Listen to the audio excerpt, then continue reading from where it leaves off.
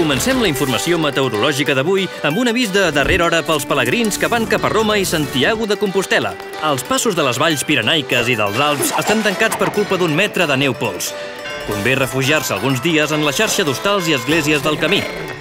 Cap a Jerusalem, en canvi, camins molt assolellats però amb risc d'atacs d'infidels.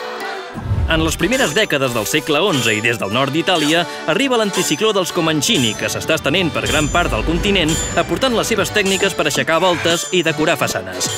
Els seus efectes ja s'estan notant als comtats catalans, des de catedrals a petites esglésies. Ho podem comprovar a les imatges enviades pels nostres espectadors a la part inferior de la pantalla.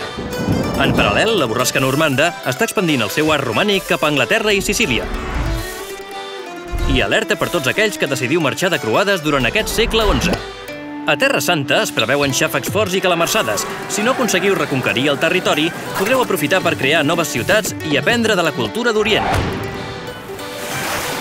Pel que fa a l'estat del mar, hi haurà mar arrissada i possibilitat de pirates pels comerciants genovesos que portin pells i teixits del Mar Negre. Per als propers segles, vents favorables i bona visibilitat per les rutes venecianes des de l'est de la Mediterrània. La canya de sucre, la seda, els perfums i les espècies d'Àsia i d'Orient Mitjà viatjaran sense problemes.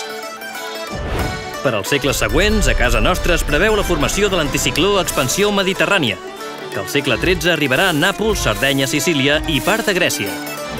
I això és tot per l'edat mitjana. Més informació al calendari del pagès.